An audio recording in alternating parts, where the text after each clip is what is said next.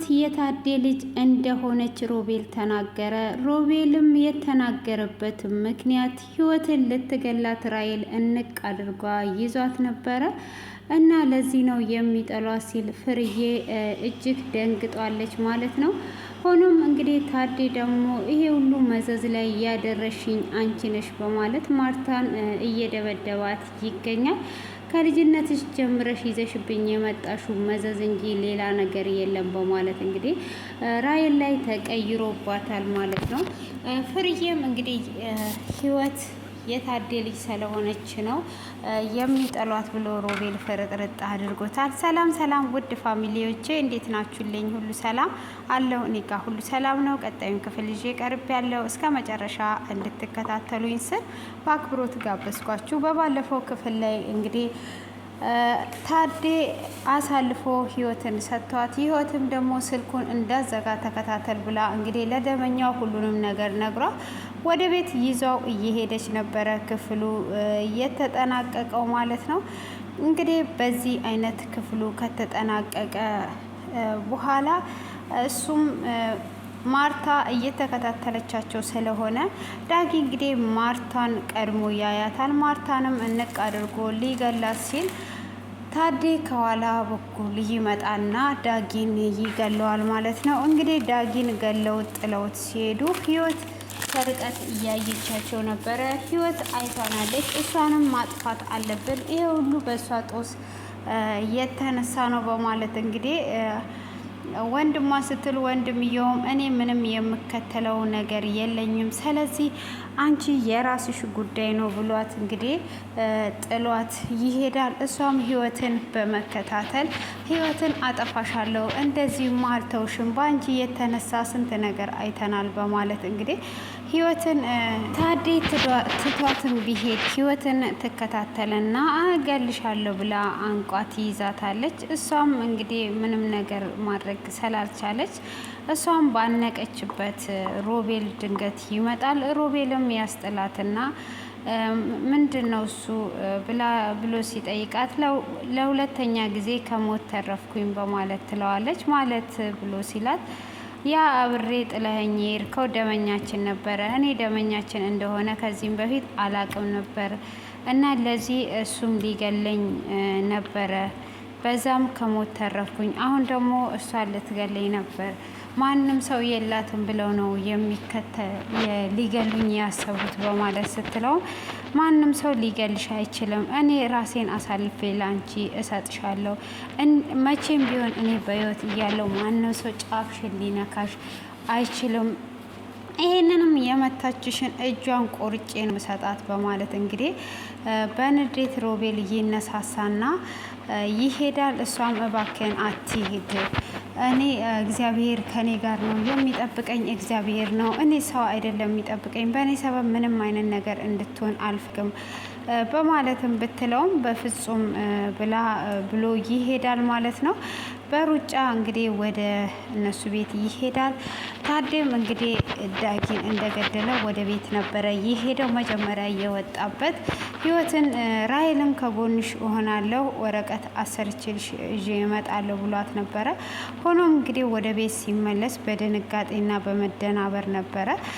ፍርዬም ምን ሆነ ካለ ምን በሰላም ነው ወይ ምን ሆነሃል ብላ ስትጠይቀው ምን ሰላም አለ፣ ሰላም ነኝ፣ ራሔል የት አለች ብሎ ሲላት ራሔል ዛሬ የጓደኛዋ ቀብር ስለሆነ ቀብር ሄዷለች። እንዴት ነው ትናንትና ለምታውቋት ጓደኛ ቀብር እንድትሄድ የፈቀድሽላት ብሎ ሲላትም በቃ ጓደኛዬ ናት፣ ቀብር ሄዷለች፣ ሌላ ነገር ምንድን ነው የፈለግከው በማለት እንግዲህ ትናገረዋለች። እሱም እንዴት እንደዚህ ትላለ ደህና ነክን ብላ ስትል አዎ የት አልካዲያ ወረቀቱ ይዤ እመጣለሁ ያልከው ወረቀት የት አለ በማለት እንግዲህ ትጠይቀዋለች። እሱም የምን ወረቀት ነው ብሎ ይላታል።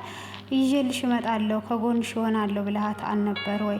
ይሄ ሁሉ ሰዓት እኮ አንተን እየጠበቀች ነበረ በማለት እንግዲህ ትነግረዋለች።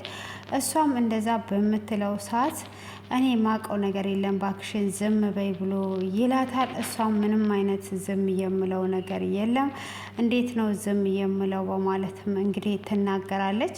ሆኖም ለምንድን ነው ዝም የማትሉ ብሎ ሲላት እንዴ ሰውዬ ዛሬ በሰላም ነው እንዴ ምን ሆኗል እያለች እንግዲህ ወደ መኝታ ክፍልም ሄዳ ምንድን ነው የገጠመ ምን ሆናል እየተደናገጥክ ነው በማለትም ብላ ስጠይቀው የሆነ ሰው ሊገለኝ እየተከታተለኝ ነበረ ይላትና አንድ ጊዜ ደግሞ በቃ ዝብርቅርቅ እያደረገ አንዴ እየተከታተልኩት ነው አንዴ እየተከታተለኝ ነው የምትለው ምንድን ነው ያለውን ነገር ንገረኝ ትለዋለች። እሱም ሊያው ሊነግራት ፈቃደኛ አይደለም። አሁን ለብቻ ተይኝ በቃ ዝም በይኝ ብሎ ይላታል። እሷም ቀኑን ሙሉ አባቴ ይረዳኛል ብላ ልጅቷ እየጠበቀች አሁን ደግሞ እንደዚህ ትላለህ እንዴ ብላ ስትለው እሱ ምንም አገባሽም ዝም በይ በማለት እንግዲህ ዝም እንድትል ያደርጋታል ማለት ነው። ሆኖም እሷ ወደ ሳሎን መታ ሳሎን ላይ ትቀመጣለች። ሳሎን ላይም በተቀመጠች ሰዓት ማርታ ትመጣለች ማለት ነው። ማርታም ምን ሆነሽ ነው ፍርዬ ብትላትም እሷም እንግዲህ ወንድምሽ ምን ሆኖ ነው እንደዚህ የተደናገጠ ወደ ቤት የመጣው ምን ገጥሞት ነው ወንድምሽ ሰው ሊገለኝ ነበረ ብሎ ይላል ብላ ስትል እንግዲህ ማርታ ምንም እንደማያውቅ ምን ሆኖ ነው ሰው እንዴት ነው የሚገለው ብላ ትላለች። ትደነግጣለች አውቋ። እሷም ስትደነግጥ አይ ካዳ ምን ሆኖ ነው እንደዚህ ሊሆን እየቻለው በማለትም ስትጠይቃት እኔ አላቅም ካወኩኝ እነግርሻለሁ ብላ ትላታለች። በቃ እስክታቂ ድረስ በማለት እንግዲህ ራይልም ወደ ውጪ ስትወጣ እንግዲህ ሮቤል በጣም ተናዶ ይመጣል ማለት ነው። እሱም እጅግ ተናዶ በመጣበት ሰዓት ላይ እንግዲህ በጣም በንዴት በስሜታዊ ንዴት ወደ እነሱ ቤት ይመጣል ማለት ነው። ያም በመጣበት እንግዲህ ሰዓታት እሱም ራይልን እንቅ አድርጎ ይይዛታል ማለት ነው። ፍርዬ ምን እየሆንክ ነው ያለኸው ብላ ትላለች። እንግዲህ እሷ ማርታም አንቆ ሲይዛት ወንድሜ ድረስልኝ ወንድሜ እያለች ትጣራለች። ወንድምየውም ሲደርስ ምንድን ነው እሱ ብሎ ሲል ህይወትን ልትገላት አንቋ ይዟት ነበረ። እንኳን ልታንቃት ከዚህም በኋላ ጫፏን ብትነካ እሳት ውስጥ ነው እያንዳንዳችሁን ምከታችሁ ብሎ እንግዲህ ሮቤል በንዴት ይናገራል ማለት ነው። ከዛን እንግዲህ ታዴም ይናደድና በስተመጨረሻ እህትየውን ወደ ቤት ይዟት ይገባል። በዛውም ማርታ ምንድን ነው አንተ ምን አይነት ስርዓት የለህም እንዴ ለቤቱ ስርዓት ለምንድን ነው ማይኖርክ ብላ ስትጠይቀው የቤት እኮ የኔም ቤት ነው ካዳ ተከራይ እስከሆንክ ድረስ ራስን አስከብረ መኖር ነው እንጂ ምንድን ነው እንደዚህ የሚያደርግ ስርዓትን ያዝ በማለት ትናገረዋለች። ስርዓት ያላቸውን ልጆች አሳድገሽ ስርዓትን ያዝ በይኝ፣ ስርዓት ለሌለው ደግሞ የምን ስርዓት ነው የሚይዘው ብሎ እንግዲህ በቁጣ ይናገራታል። እንዴ ዛሬ ምን ሆነሃል አንተ ልጅ ለምንድን ነው ስርዓትን የማትይዘው በማለትም እንግዲህ በቁጣ ትናገረዋለች። እሱም እንደዛ በምትናገረው ሰዓት እንግዲህ ይሄንን ያደረኩት ቀልድ መስሎሽ ነው እንዴ? አሁን እያንዳንዳችሁን ነው ዋጋ ማስከፍላችሁ። ከዚህም በኋላ አንድ ሰው ህይወትን ቀና ብሎ እንዲያያት አልፈቅድለትም ብሎ ይላታል። ምን አይነት ህገወጥነት ነው እያለች እንግዲህ እየተናገረች ማርታንም እንግዲህ ታዴ ወደ ውስጥ ይዟት ገብቶ ይሄ ሁሉ ጦስ በአንቺ እየተነሳ ነው እዚህ ደረጃ ላይ የደረስ ነው። ከልጅነትሽ ጀምሮ ስንት ነገር ነው በአንቺ የተነሳ እዚህ ላይ የደረስኩት። ቤተሰቦቼን አጣው። ከዛ በመቀጠል 3 ቤተሰብ አንድ ላይ እንዲሞት አደረግሽ። ከዛንም ደግሞ ያንቺን ምክር እየተከታተልኩ አሁንም ልጁን ወደ ቤት ይዘሽ መጣሽ። በአንቺ ጦስ ነው ይሄ ሁሉ ነገር እየሆነ ያለው በማለት እንግዲህ እጅግ በቁጣ እየተናገራት ይመታታል ማለት ነው። አንተ ወንድሜ ነህ ታተርፈኛለህ ታድነኛለህ ብዬ ጭራሹኑ እኔም በጥፊ ትመታኛለህ እንዴ? እሱን መምታት ሲያቅትህ እንዴት ነው እኔን የምትመታኝ? በማለትም ስትለው አርፈሽ ተቀመጪ ብዬሽ ነበረ እምቢ ብለሽ ነው በማለት እንግዲህ በጥፊ ደግሞ ይመታታል። ካሁን ወዲህ አንቺ የምትኝ አላደርግም፣ እኔ የምልሽን እያንዳንዱን ነገር ትሰሚያታለሽ ብሎ ይላታል። እሷም ለአንተ ብዬ መሰለኝ ሁሉ መስዋዕት እየከፈልኩ ያለሁት፣ ጭራሽኑ አንተ እንደዚህ ታደርገኛለህ እንዴ በማለት እንግዲህ በጥፊ ደግሞ ይመታታል። ከዛን እንግዲህ ካሁን ወዲህ እኔም ለአንተ አልሆንም፣ አንተም ደግሞ ለእኔ አታስፈልገኝም፣ እኔም ራሴን እችላለሁ፣ አንተም ራስን ቻል ትለዋለች። እሱም ደግሞ የምን ራስ መቻል ነው፣ አርፈሽ ነው የምትቀመጩ በማለትም ሲላት ከዛሬ ስለነበረን እኔም አመሰግናለሁ፣ ካሁን ወዲህ ግን አንተ ስለማታስፈልገኝ ከህይወቴ ውጣልኝ በማለት እንግዲህ ልትወጣ ስትል አርፈሽ እዚህ ተቀመጫት፣ የትም የምትወጭበት የለሽም ብሎ እንግዲህ አሁንም በጥፊ መቶ ያስቀምጣታል ማለት ነው። እንግዲህ ሮቤል እና ማርታም እየተከራከሩ ነው። ለቤቱ ክብር፣ ለሰው ልጅ ክብር ይኑር፣ እንደዚህ አቱን እያለች እንግዲህ እየተናገረችው ትገኛለች።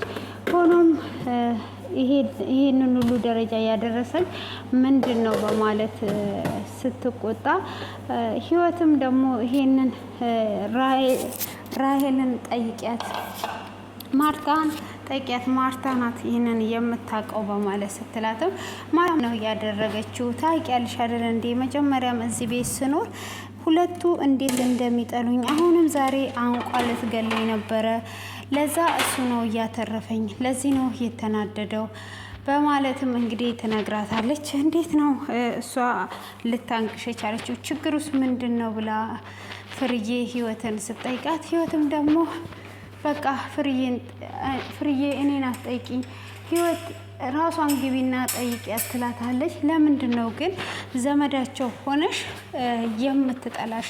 እስከዚህን ድረስ ለምንድን ነው የምትጠላሽ? በማለትም እንግዲህ ፍርዬ ዛሬ ላይ ጥያቄዋን ህይወትን ትጠይቃለች። እኔም ያልገባኝ ነገር እሱ ነው። አዎ ዘመዳቸው ነኝ፣ ግን ለምን ሁለቱ እንደሚጠሉኝ አይገባኝም በማለት እንግዲህ ለእሷ ስትመልስላት፣ ሆኖም ሮቤል እንግዲህ እጅግ በመናደድ ይናገራል ማለት ነው። ለምን እንደሚጠሏት እስካሁን ድረስ አታቂም እንዴ ብሎ ይላታል። ምንድን ነው እሱ ንገረኝ፣ ለምንድን ነው የሚጠሏት? ምንስ ብትበድላቸው ዘመዳቸው ሆና እንደዚህ የሚጠሏት? በማለት እንግዲህ እጅግ ትናደዳለች ማለት ነው። ያንንም በተናደደችበትም እንግዲህ ሰዓት እሱም ህይወት የታዴ ልጅ ስለሆነች ነው በማለት እንግዲህ ይናገራል ማለት ነው። ያንን በመናገሩ እንግዲህ ህይወት ምን እየሆንክ ነው ሮቤል እያለችው እያለ እንግዲህ ፍርዬም እጅግ ደንግጧለች ማለት ነው። እንግዲህ አሁን ላይ በዛው በሆነ ነገር ካልሸወዷት በስተቀረ ፍርዬ ህይወት የታዴ ልጅ መሆኗን አወቀች ማለት ነው። ህይወት የታዴ ልጅ መሆኗን ካወቀች ምን ሊፈጠር ይችላል? እንግዲህ በጣም ከባድ ነው። እስከ ዛሬ ድረስ ይሄ ሁሉ ነገር ውስጥ እየገባው ፍርዬ እንዳታቅና ትዳሩ እንዳይበተን ነው። እንግዲህ ፍርዬ ደግሞ በዚህ አይነት ነገር እንደማትደራደር ከዚህም በፊት ተናግሯለች ማለት ነው። እንግዲህ ምን እንደሚፈጠር ቀጣዩ ክፍል ላይ ነው የምናየው። እንግዲህ እዚህ ጋር ደግሞ ታዴ ራስ ያደረከውን ነገር ሁሉ እኔ ላይ ልታደርግ ነው ወይ? ልጅ ናት ብለህ አታስታውስም ብለህ ነው ወይ እያለች ማርታ። እሱ ደግሞ ይሄ ሁሉ የተደረገው በአንቺ የተነሳ እንጂ እኔ ምንም ነገር የለሁበትም። ከዛንም ደግሞ ካደግሽም በኋላ በአንቺ እንትን እየሄድኩ በአንቺ ምሬት እየሄድኩ ነው በማለት እንግዲህ ይናገራታል ማለት ነው። በዚህ አይነት መልኩ እንግዲህ እየተናገራት ይገኛል። እሷንም በጥፊ መቶ አስቀምጧታል። እርስ በራሳቸውም እየተጣሉ ነው። እንግዲህ ዳግምም ይሙት ይኑር በደንብ ቼክ ያደረጉት ነገር የለም ወይም በህይወት ሊኖር ይችላል ብዬ አስባለሁኝ። እንግዲህ እነሱ የችኮላቸው ስለሆነ ገደል ነው ብለው እየሄዱ ይመስለኛል። ያው ህይወት ዋናኛ መስካሪ ናት። ህይወት ስላየችም ነው ማርታ ልታጠፋት የሄደችው ነበረ። ሆኖም ማርታም እንግዲህ አልተሳካላትም። አሁን ወንድምየው ራሱ ምድ አድርጎ ይዟታል። እንግዲህ ውድ የተከበራችሁ ፋሚሊዎቼ እስቲ እናንተ ደግሞ አስተያየታችሁን አስቀምጡ ማለት ነው። ራሄል እያደረገችው ያለችው ነገር ነው ትክክል? አሁን ህይወት እያደረገችው ያለችው ነገር ነው ትክክል? ህይወት ራሱ እስከ ዛሬ ድረስ እንደ ሰራተኝነት በቤታቸው ስትቀመጥ ያው ይሄ ሁሉ ዋጋ መክፈሏ እስካልቀረ ድረስ ፍርጥርጥ አድርጉታለት ለፍርዬ ብትነግራትና እውነቱን ካወቀች በኋላ እንግዲህ ፍርዬ የራሷን ነገር ትወስናለች ማለት ነው። አሁን ፍርዬ እንግዲህ በማታውቀው ነገር ባሏ ወንጀለኛ መሆኑን አታውቅም። ባሏ ከሌላ ሴት ልጅ እንዳለው አታውቅም። ይሄ ሁሉ ነገር እንግዲህ ፍርዬ ላይ ነው ያለው ማለት ነው። ምን እንደሚፈጠር እንግዲህ በጣም ነው የሚያጓጓው ቀጣዩ ክፍል ማለት ነው። እንግዲህ ሮቤልንም አስፈራርታው ነበረ። ሮቤልም ደግሞ ምንም አይነት ቦታ አልሰጠውም ማለት ነው። ከፈለኩኝ በሰራሁት ወንጀል መቀጣት እችላለሁ፣ ወንጀሉን አልሰራውም ብሏታል በባለፈው። እንግዲህ የዛሬው ይሄንን ይመስላል። ለዛሬ የተዘጋጀላችሁ ቀጣዩን ደግሞ ይዘን እስክንመጣ ድረስ መልካም